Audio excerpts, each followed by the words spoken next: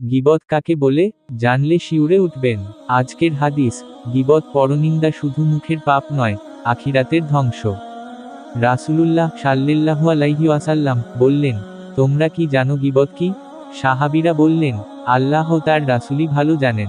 তিনি বললেন, তোমার ভাই সম্পর্কে এমন কিছু বলা, যা সে অপছন্দ করে। লোকেরা জিজ্ঞেস করল, যদি সত্যিই সে দোষ তার মধ্যে থাকে? তিনি বললেন, তাহলে সেটাই গীবত।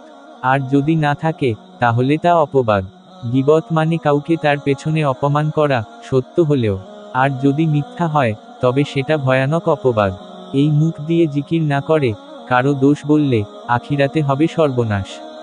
হে আল্লাহ, আমাদের জিহ্বাকে গীবত থেকে হেফাজত করো। আমাদের মুখকে দোয়ার জন্য খোলা রাখো, কারো দোষের জন্য নয়। আমিন। গীবত নয়, দোয়া ছড়ান।